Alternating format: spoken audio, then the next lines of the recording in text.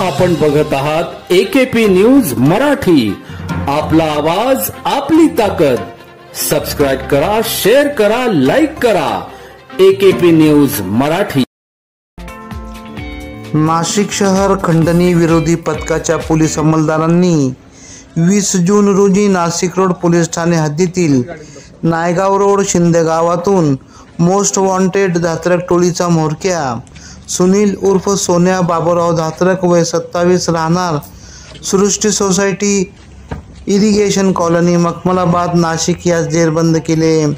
सुनील उर्फ सोन्या धात्रक याच्यावर मसरूळ पोलीस ठाण्यात 3 तर पंचवटी पोलीस ठाण्यात 2 असे गंभीर स्वरूपाचे गुन्हे दाखल आहे।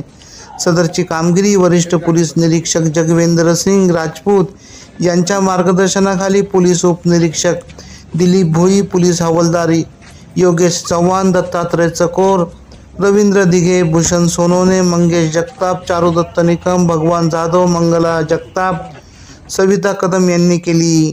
आरोपीस पुढील कारवाई कामे मसरूळ पोलीस ठाण्याच्या ताब्यात देण्यात आले आहे। एकेपी न्यूज साठी क्राइम रिपोर्टर फिरोज पठाण, नाशिक।